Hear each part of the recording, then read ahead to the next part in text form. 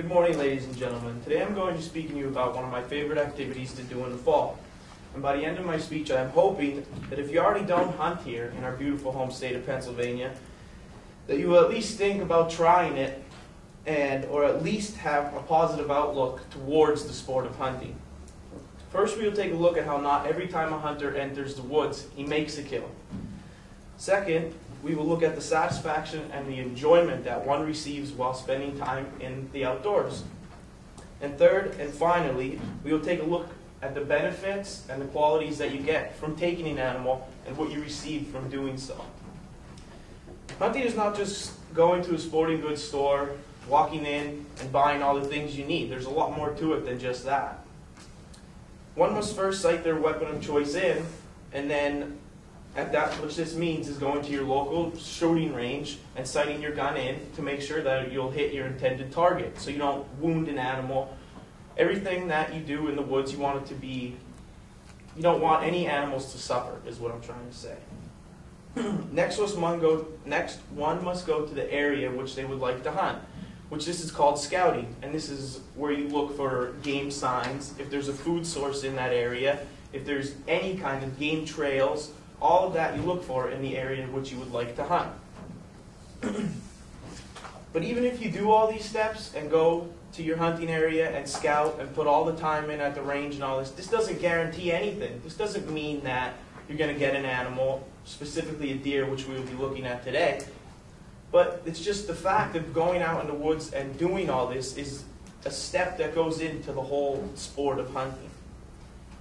The enjoyment and satisfaction when hunting and spending time in the woods is just something that is really special.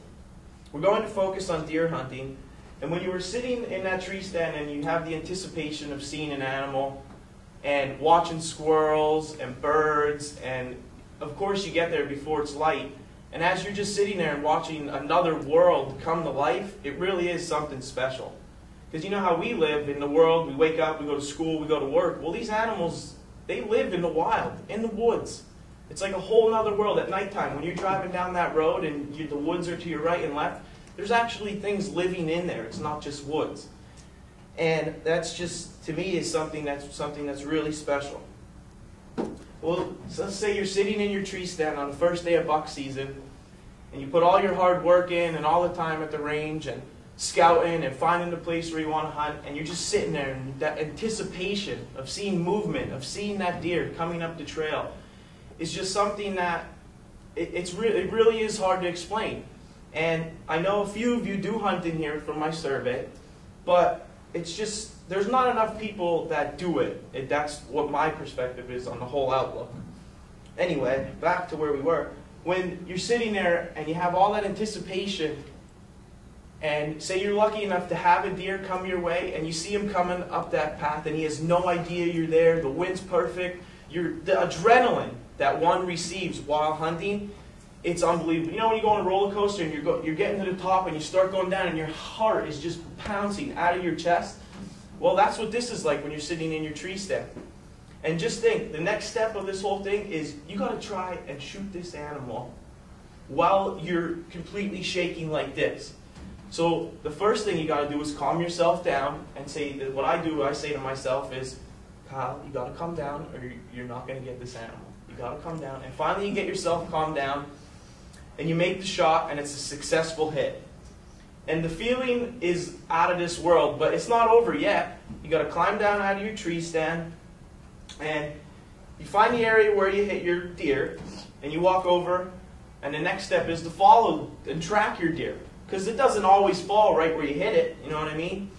So as you're following that blood trail and you're tracking that animal, the anticipation is even more because you know you got one and now you're walking up to it and you're following it and you have your head down and you're looking for leaves and blood and you're looking and looking, and then all of a sudden you look up and you can see the white belly or the horns and your heart just starts going again, and you run up to that animal and you put your hands on that animal, and it's just, yeah, you're taking something else's life, but it's not, you're not abusing it. It is for a good cause. It's not like you just walked out in the woods, you shot it, and you left it lay there. That's wrong. That's what poachers do. But when you walk up there and you successfully put your time in and went to the range and all the time you spend scouting, it all pays off in that very moment. And it is just an incredible feeling. And I think a lot of people just have a negative outlook at it, and I really think people need to try it and experience it before they say something bad about it. And I'm going to show you here, and I want you to think to yourself if any of these people have a negative outlook, and if any of these people look like they're unhappy. Now all these pictures came from the Pennsylvania Game Commission website, so all these animals that I have pictures of were taken in the state of Pennsylvania.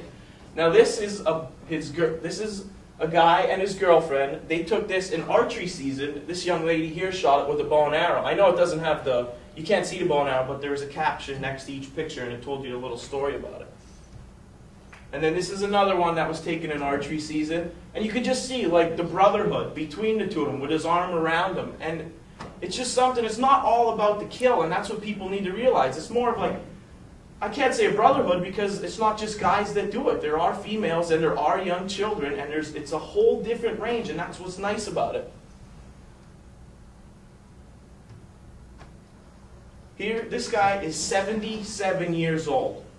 Now, do you really think he needs to walk out in the woods and kill an animal for him? He doesn't do it to go out there and kill it and get deer meat. He does it because he enjoys to do it. He's 77 years old. You think would you want your grandfather out walking around the woods chasing deer when you know he could have a heart attack or his knee could blow out? Any of that. The guy does it because he loves it, and he did it his whole life. And this is another photo. You can see this is another one that was taken in archery season. And the story behind this one, this is the father, this is his oldest son, and this is his youngest son. His father and his son, they were both with him while he was hunting this deer. These two saw him shoot this deer because they were video cameraing. And this kid isn't old enough to hunt, but it's still, his father brought his kid into the woods to see wildlife, and he got to see a successful kill of his older brother. This is another one. I know it's hard to tell, but this is a lady, and she took this deer all by herself. She was hunting by herself. Her husband was at work, and her husband doesn't come home till after dark. And what happened is, when she came home, she cleaned the deer, did everything herself, carried it to the backyard and hung it in her backyard. And her husband came home, and he walked in the door, and she was like, "Hey, go look in the backyard. I think there's something out there." And the whole point is what I'm trying to make is it's something that it's not just a male-oriented sport. Anybody could do it. There's no age limits. Well, there is, but if you want to take a younger kid hunting with you, you could.